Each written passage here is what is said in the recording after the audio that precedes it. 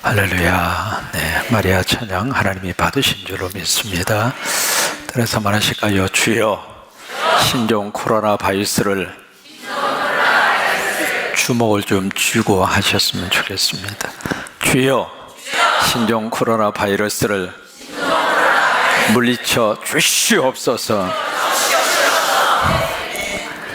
이 코로나라고 하는 말이 무슨 말이냐면 크라운이라고 하는 뜻입니다. 면류관이라고 하는 뜻이죠. 바이러스의 모양 자체가 크라운처럼 생겼다고 그래가지고 이름을 크라운, 거기서 나온 말이 코로나입니다. 여러분, 그 크라운은 우리에게 필요 없고요, 우리는 의의 면류관만 쓰면 됩니다. 잘 이기시기를 바라고 이미 이기신 줄로 믿습니다. 성막이 이제 완성이 된 다음에 그것을 기름을 발라서 다 구별을 합니다. 기름을 발랐다는 이야기는 성령으로 함께 하셨다. 여러분, 우리가 구별되고 거룩할 수 있는 비결은 하나님의 영 외에는 아무것도 없습니다. 우리가 세상에 살지만 하나님의 영으로 다 구별되셔서 바이러스의 침투도 하나님이 막아주시기를 바라고, 세상의 물결도 우리 안에 침투하지 못하도록 하나님이 다 보호해 주시기를 바라고, 그러고 나서 거기에 족장의 감독자들이 거기에 하나님 앞에 감사의 예물을 바치게 되죠. 오늘 성경 말씀은 하나님이 아론에게 명령을 합니다. 무슨 명령을 하시느냐면, 등대가 있잖아요. 등대에 등불을 켜는데 그 등잔대의 등불을 등잔대 앞으로 비추게 해라, 그 말씀이에요.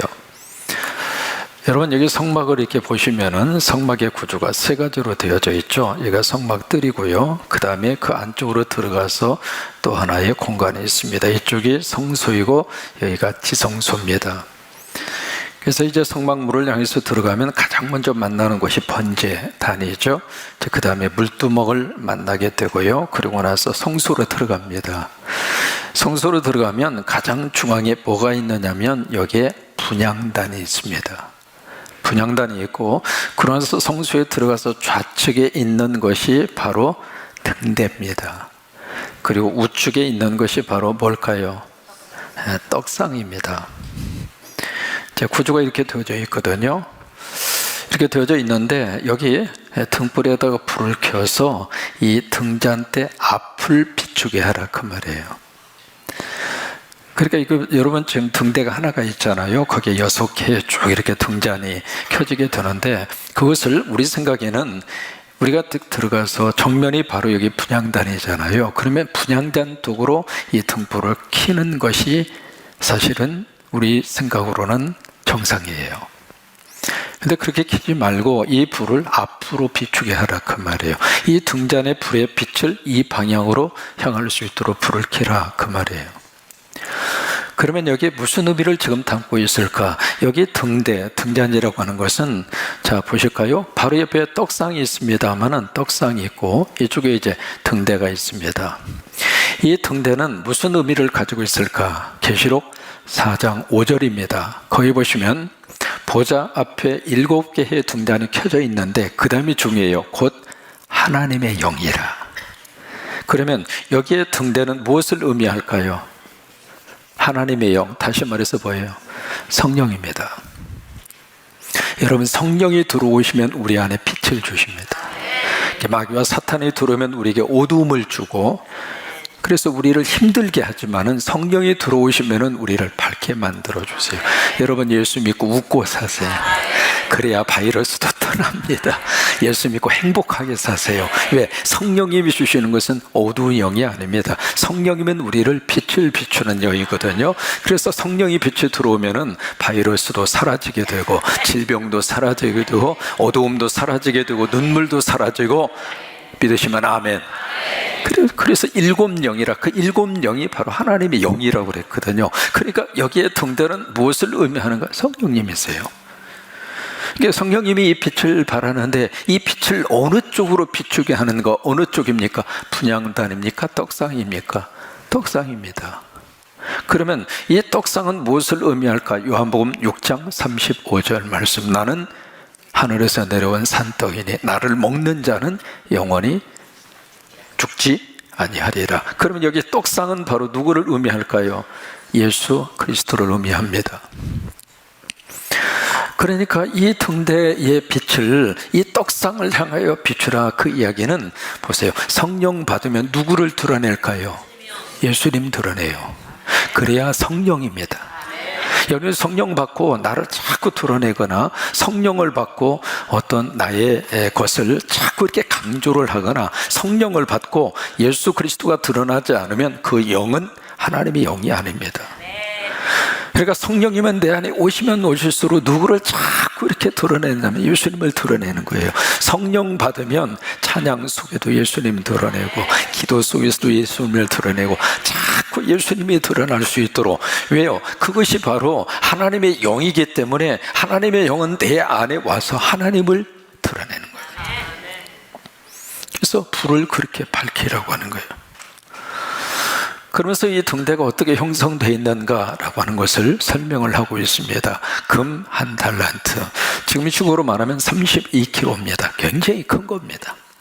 그것을 어떻게 만드는가, 주조를 하거나 아니면 용접으로 그것을 만드는 것이 아니라 햄머로, 망치로 일일이 다 손으로 쳐서 밑에서 꽃받침부터 시작을 해서 위에 7가지 가지로 쫙 이렇게 갈라지잖아요. 그것을 금 한 덩어리로 만듭니다. 자, 보실까요? 여러분, 세밀한 작업이에요? 아니면은 적당히 할 수 있는 작업이에요? 시간이 조금 걸릴까요? 많이 걸릴까요? 여러분, 쉬운 작업이에요? 고난도의 작업이에요? 고난도예요. 근데 이 금이 무슨 금이냐면 정금이에요. 정금.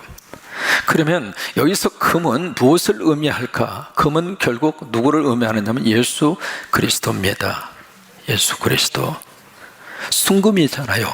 히브리서 4장 15절 말씀, 죄는 없으시느니라. 그 다음에 그것을 햄머로 다 쳤다는 이야기는 예수 그리스도의 고난입니다. 이사야 53장. 그가 찔리면, 그가 상하면. 그러니까 그 의미를 담고 바로 이 등대에 등불을 켜라, 그 말씀을 하시는 거예요. 그 다음에 두 번째 파트에 가서 무슨 말씀을 하시는가? 레위인에 대한 문제를 말씀을 하시고 있습니다. 여러분, 이 레위 족속은 12족속 가운데 특별히 하나님을 섬기도록 특별히 구별된 족속이 레위 족속이에요. 다른 지파들에게는 다 땅을 분배를 해줬습니다만은 레위 지파에게는 땅을 줬을까요? 안 줬을까요? 안 줬어요. 레위 지파의 기업은 누가 그들의 기업이 됐어요? 따라서 하실까요? 하나님이 기업이 됐다. 하나님이 그들의 유산이 된 겁니다. 그러니까 하나님 믿고 살도록, 하나님을 섬기며 살도록 처음부터 한 지파는 따로 구별해 놨어요. 여러분, 이것이 11조의 원리가 거기서부터 시작이 되는 거예요. 그래서 이 레위 지파에게 두 가지를 하도록 하나님이 사역을 주십니다. 첫째로 무엇을 하는가? 제사하는 그 일을 도와줄 수 있도록 그 일을 하게 했고, 두 번째는 이 레위 지파를 통해서 교육을 하게 한 거예요. 고대 사유로부터 유대 사람들은 이 교육에다가 모든 목숨을 다 걸었습니다. 그래서 나머지 11지파가 이 레위 지파의 모든 생활을 책임진 거예요. 당신들은 연구하고 가르치는 일만 오로지 매진하시오. 그렇게 해서 이제 레위 지파가 그 일을 감당을 한 거거든요. 여러분, 전 세계적으로 전 세계 모든 핵심 그룹에 들어가서 보면 누가 있을까요? 유태인들이 있습니다. 미국의 아이비리그 대학이라고 그래가지고 세계적인 대학이 있잖아요. 그 대학에 가서 최고의 탑에 위치해 있는 사람들을 보면 다 유태인들입니다. 뭐냐면 바로 지금부터 수천 년 전부터 한 지파를 철저하게 이것만 단다고. 이제 그렇게 해서 이제 레위 지파를 처음부터 다 구별을 했는데, 지금 이 레위 지파에게 무엇을 요구하고 있는가? 레위 지파에게 정결 예식을 하라, 그렇게 말씀을 하세요. 정결 예식을. 여러분, 왜 그랬을까? 이미 구별했잖아요. 이미 하나님의 일을 하도록 선택받았잖아요. 그럼에도 불구하고 정결 예식해라. 그게 무슨 얘기냐면, 이미 선택받은 하나님의 사람이라 할지라도 그 자체가 깨끗한 건 아니라고 말이에요. 깨끗해지는 그 예식을 하라고 말이에요. 여러분, 목사 안수 받으면 그 순간부터 영원히 깨끗할까요? 대답 안 하셔도 제가 압니다. 성광교회 오셔서 딱 등록하는 순간 성도가 되잖아요. 거룩한 무리가 되셨잖아요. 그러면 여러분 영원히 거룩하십니까? 그러니까 뭐냐면 레위 지파로 선택을 받았지만은 깨끗한 의식, 정결 예식을 행하라. 이것을 어떻게 하는가? 세 가지로 합니다. 첫째는 속죄의 물로 씻어야 돼요. 그 속죄의 물이 바로 뭐냐면 바로 19장에 보시면, 민수기 19장에 보시면 거기에 붉은 송아지를 끌어다가 그를 태웁니다. 태워서 거기서 나온 재가 나오잖아요. 그 재를 통해서 만든 것이 속죄의 물이에요. 그걸로 온몸을 씻는 거예요. 두 번째로 삭도로 몸에 있는 모든 털을 다 제거합니다. 세 번째로 빨래를 합니다. 그렇게 해서 자기를 퓨리파이, 정결케 하라 이 말이에요. 근데 그 예식은 누구에게 하는 예식이냐면 문둥병이 걸렸잖아요. 문둥병이 걸린 다음에 제사장이 당신은 깨끗해졌어 선언을 하면 그때 문둥병이 깨끗해진 다음에 드리는 의식이 있습니다. 그 의식이 여기 레위 지파가 하는 의식하고 똑같습니다. 그러니까 그 의식을 행하면서 하나님이 레위 사람들에게 너희가 구별됐다고 구별된 사람이 아니다. 너는 문둥병처럼 썩은 부패된 사람이다. 그런데 하나님이 택하셔서 하나님의 일을 할수록 하나님이 너희들을 구별하셨고 그 일을 하게 하셨다고 하는 것을 기억해라. 그걸 잊지 말라고 하는 거예요. 그래서 이 정결 의식을 행할 수 있도록 그들이 이것을 요구하는 거예요. 그 다음에 두 번째는 이 레위 사람의 정결 예식을 행한 다음에 하나님 앞에 제물을 바칩니다. 세 가지의 제물을 바쳐요. 번제물을 바치고 소제물을 바치고 속죄의 제물을 바칩니다. 한번 해보실까요? 번제물, 소제물, 속죄 제물. 그래서 송아지 2마리를 바쳐요. 바치는데 그 중에 하나는 속죄의 제물을 번제물을 바칠 때 그 송아지 머리 위에다가 레위인이 안수합니다. 왜 안수할까요? 내 모든 것을 누구에게 갖다가 떠넘기는 거예요. 송아지에게 떠넘기는 거예요. 그렇게 해서 그 송아지를 번제를 바치고 그 다음에 소제를 바친다는 이야기는 헌신이에요. 소제라고 하는 것은 여러분 밀가루라고 하는 것은 계속 빻아서 밀가루가 나오기까지 이게 완전히 밭어져야 되잖아요. 그러니까 헌신을 의미할 때 소제를 바치는 거예요. 그 다음에 속죄 제물은 내 죄에 대한 용서로 그렇게 속죄 제물을 바쳐요. 그 다음에 세 번째로 무슨 일을 하느냐면 참 재미있는 일을 합니다. 뭐냐면 이스라엘 백성들이 이 레위 사람들에게 안수를 합니다. 참 독특한 현상입니다.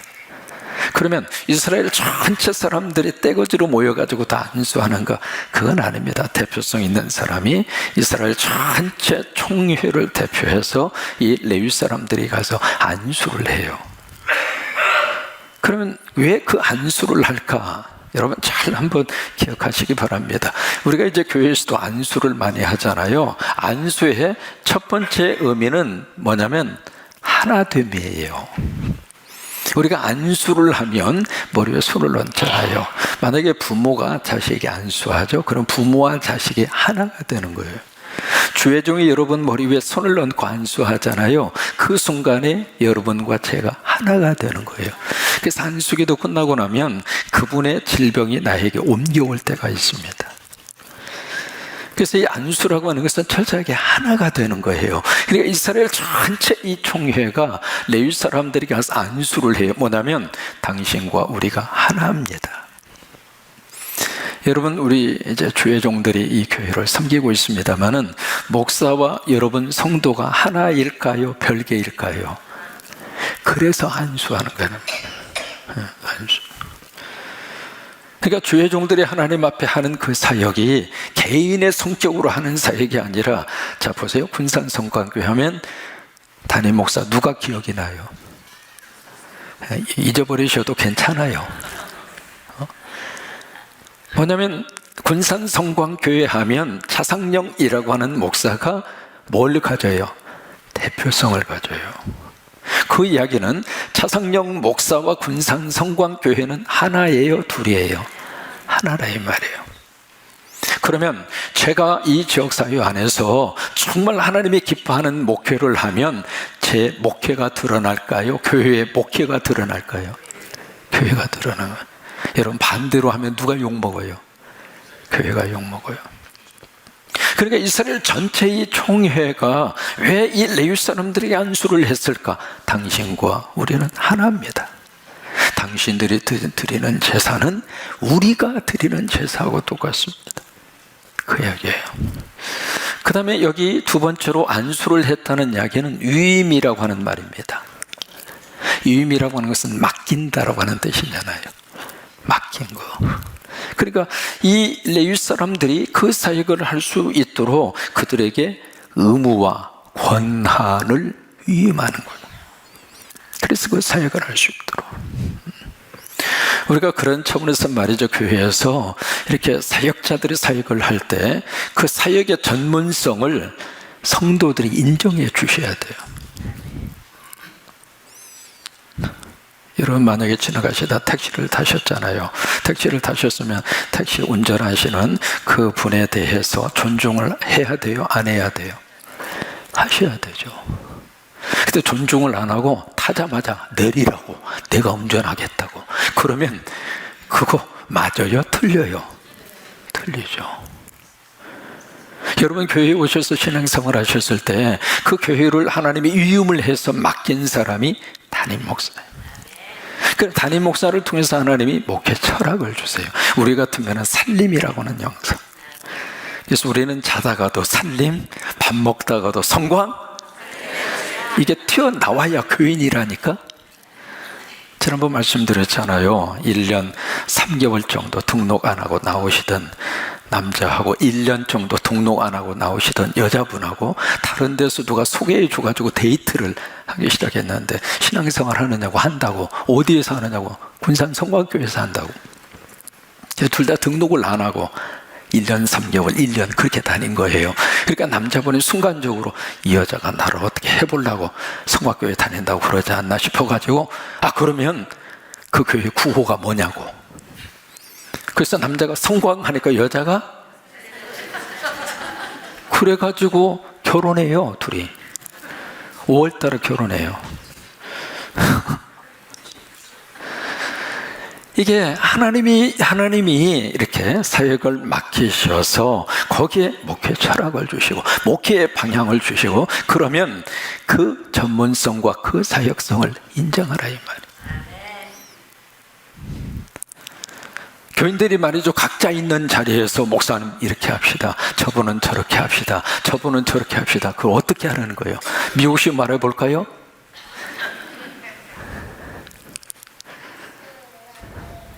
그래.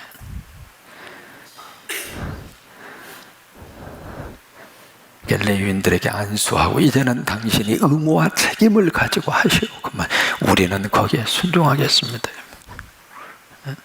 성도들은 그런 기본적인 자세가 꼭 필요합니다. 그래서 이제 안수를 해요. 그 다음에 네 번째로, 그 다음에 참 독특한 것을 그 다음에 해요. 뭘 하느냐면, 여기 이제 그 아론이 뭘 하느냐면, 이 레위 사람들을 가지고 뭘 하냐면 요제를 드립니다. 요제. 이것은 제사의 방법, 제사의 종류가 아니라 제사의 방법이거든요. 제사를 하나님 앞에 드릴 때 불로 태울 수도 있고, 부어서 드릴 수도 있고, 거제라고 해서 들었다가 노는 식으로 드릴 수도 있고, 이 요제라고 하는 것은 영어로 웨이브 오퍼닝이라고 하는 말을 합니다. 웨이브, 다시 말해서 흔든다 그 말이에요. 그렇게 해서 하나님 앞에 드리게 되거든요. 그래서 이 레위 사람들을 안수를 해서 아론에게 딱 이렇게 맡기면, 아론이 이 레위 사람들을 가지고 요제를 드려요. 그러니까 흔들었는데 어떻게 흔들었는지는 잘 모르겠어요. 갖다가 막 사정없이 흔들었는지 아니면 어떻게 흔들었는지, 그것이 이제 요제입니다. 흔들어서 그들을 하나님 앞에 이렇게 드리는 거예요. 참 재미있는 방법 가운데 하나인데, 왜 이 요제를 드렸을까? 이 요제라고 하는 것은요, 특별히 하나님 앞에 드린 제물의 뒷다리를 바칠 때 요제를 드립니다. 요제를 드려서 이렇게 흔들어서 드린 다음에 그 요제로 바쳐진 제물은 누가 갖느냐면 제사장이 가져갑니다. 제사장의 몫이에요. 그걸로 제사장이 먹고 살았어요. 그러니까 이 레위 사람들을 요제로 막 이렇게 흔들어서 하나님 앞에 바친 다음에 그 레위 사람을 누가 도로 가져갈까요? 제사장이 가져갑니다. 그 제사장이 누굴까? 아론과 그의 후손들이에요. 그래서 이 레위 사람은 이 제사장에게 가서 무슨 일을 하는가? 오늘 성경에 보시면은 하나님을 섬긴다, 회막에서 섬긴다, 그 말씀이 2번 나오거든요. 그러니까 그들이, 여기 아론이 바로 대제사장이잖아요. 거기서 그의 후손들이 제사장의 역할을 감당하는데, 그 제사장의 일을 할 때 그 옆에서 사역자가 되는 거예요. 무슨 사역자? 돕는 사역자. 돕는. 그래서 특별히 어떤 돕는 사역을 하는가? 이스라엘 백성들이 행진하잖아요. 그러면 성막을 운반해야죠. 그 누가 했는가? 거기에 무라리와 게르선, 고핫 자손 그거 하잖아요. 그 일에 이 레위 사람들이 함께 동원이 되는 거예요. 그래서 성막을 이렇게 해체하고 그것을 다시 포장을 하고 그리고 운반을 하고 그리고 가서 또 다시 그 성막을 다시 세우고 그리고 그 성막의 기구들이 다치지 않도록 보호하고, 그 다음에 이 아론과 그의 아들들이 하나님 앞에 제사를 드릴 때 옆에서 레위 사람들이 보조 역할을 하고. 여러분, 지금 우리 식으로 말하면 이 레위 사람이 누구일까? 따라서 한번 해보실까요? 내가 레위 사람입니다. 여러분이 레위 사람이에요. 왜? 우리는 택함 받은 하나님의 족속입니다. 아멘. 베드로전서 그 말씀이 여기하고 똑같은 거예요. 하나님 우리를 택해 주셨어요. 택함 받아서 하나님을 섬기도록, 하나님을 예배하도록, 하나님을 높일 수 있도록 영적인 레위 지파로 하나님 우리를 구별하신 거예요. 그래서 로마서 8장 미리 예정하시고 예정한 자들을 부르시고 부르신 이들을 의롭다 하시고 의롭다 하신 이들을 또한 영화롭게 하셨느니라. 그래서 우리를 레위 지파로 하나님이 선택하신 거예요. 선택을 하셔서 바로 우리를 쓰시는 것이 아니라 깨끗하게 해야 돼. 정결 예식을 해가고. 그래서 우리는 이 정결 예식을 하루 이틀에 끝나는 게 아닙니다. 사실 매일마다 우리에게 이 정결 예식이 필요합니다. 무엇으로 우리가 정결할 수 있을까? 2가지입니다. 첫째는 말씀입니다. 에베소서 5장 물에 씻는 것으로 곧 말씀으로 깨끗하여 지내라. 여러분, 하나님의 말씀이 나를 정결케 합니다.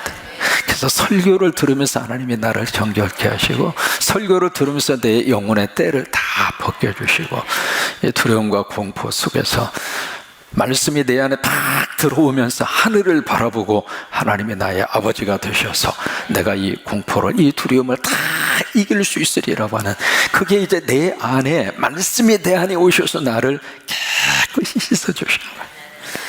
그래서 여러분, 설교 들으면 들을수록 내 영혼의 영성이 맑아집니다. 세상의 뉴스를 들으면 들을수록 머리만 복잡합니다. 이게 누구 말이 맞는지도 모르겠고 이 사람은 이렇게 말하고 저 사람은 저렇게 말하고. 그래서 요즘에는요, 뭘 하나 보더라도 와, 이게 출처가 어디인가, 가짜인가 진짜인가, 그거 확인하고 보지 않으면은 엉뚱한 소식에 내 스스로가 시간도 그리고 마음도 생각도 뺏길 수 있는 경우들이 참 많아요. 그래서 말씀으로 하나님 우리를 정결하게 하시는 거예요. 2번째로 기도로 하나님 우리를 정결케 하십니다. 디모데전서 말씀과 기도로 거룩하여 지나니라. 그러니까 기도하면서 하나님 우리를 깨끗하게 하시고 말씀을 통해서 우리를 정결케 하시고, 그것을 언제 하는가? 매일매일 하는 거예요. 매일매일. 그래서 우리를 정결케 하시고 그 다음에 하나님 앞에 번제, 소제, 속죄제를 하나님 앞에 드리고, 또 하나 이스라엘 백성들이 안수를 받고, 세상 사람들이 우리에게 기대하는 바가 그래서 큰 거예요. 어느 시대나 교회만 제대로 서 있으면 그 나라는 망하지 않았습니다. 근데 교회가 죽으면 그 나라의 미래는 없습니다. 우리가 중국의 후베이성 중심으로 우리 우한 지역을 위해서 간절히 기도합니다.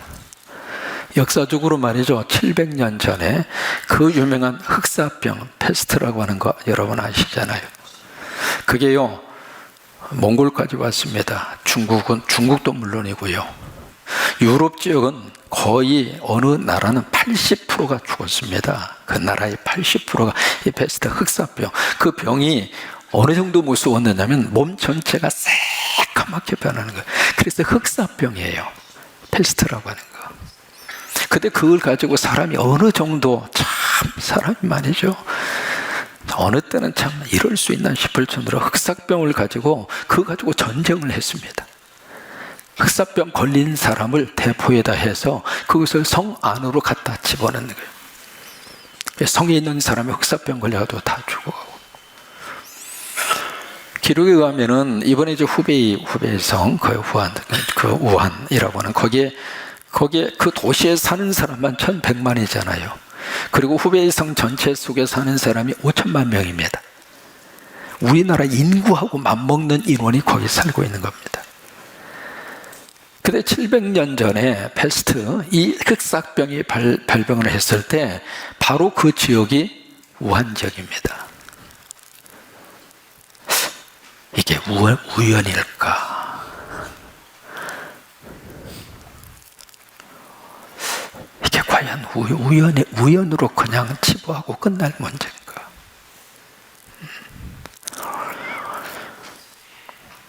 어느 시대나 하나님을 정면으로 거부하는 세력에 대해서는 하나님께서 역사를 통해서 그들에게 징계하셨습니다.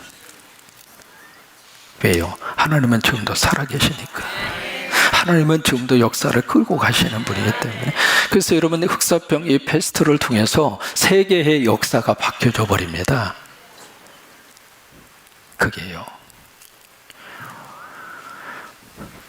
그래서 우리는 항상 보여지는 현상만 볼 것이 아니라 그 현상을 통해서 하나님의 역사 속에 무슨 메시지를 주시고 있는가, 우리 믿는 사람은 그걸 알아야 되고, 그걸 읽을 줄 알아야 되고, 그것을 볼 줄 알아야 보이는 현상에 두렵지 않고 보이는 현상을 뛰어넘을 수 있는 힘이 거기서 나올 수 있는 거예요.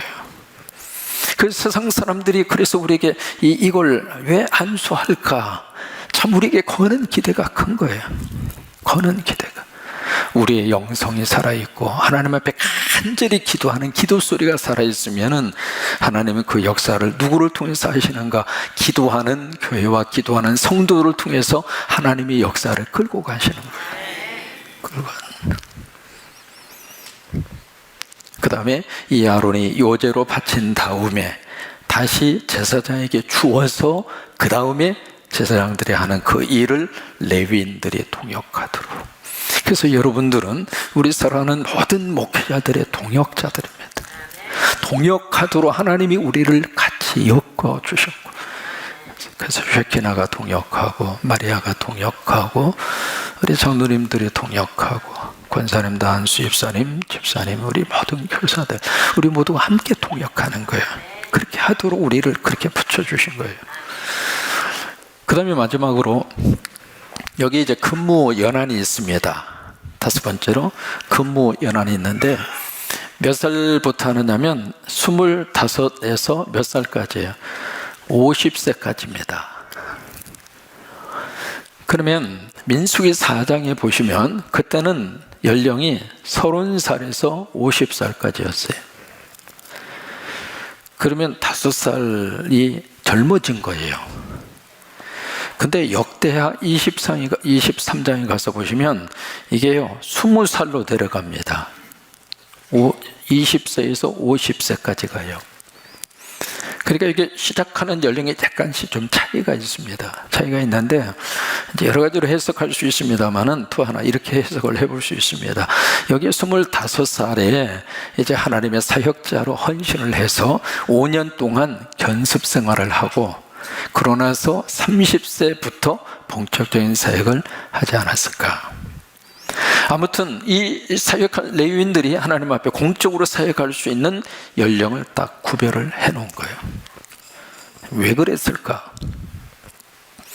이게 나이가 말이죠 너무 젊은 사람이 하거나 국민학교 학생이 만약에 목사를 한다고 생각해봐요.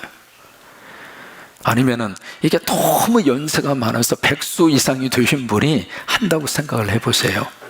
그러면 사람이 어쩔 수 없이 판단력이 어떻게 될까요? 흐려질 수밖에 없습니다.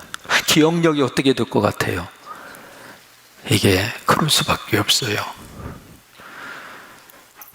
나이 앞에서는 누구도 장사가 없습니다. 그래서 저는 개인적으로 그런 생각을 합니다. 제가 이 메시지를 전하고 설교를 하면서 하나님께서 이 기억력과 이 저기를 총명하게 주실 때까지만 내가 사역하라고 하려고, 그때가 언제인지는 모르겠습니다.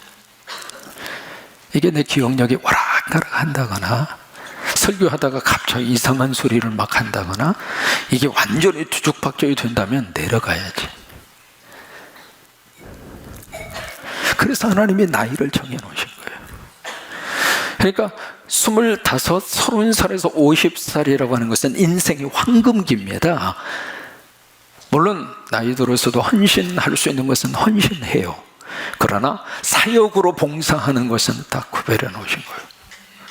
사역으로 하나님 앞에 헌신할 때에는 인생의 황금기를 바치라고. 나머지는 하나님 앞에 헌신하고.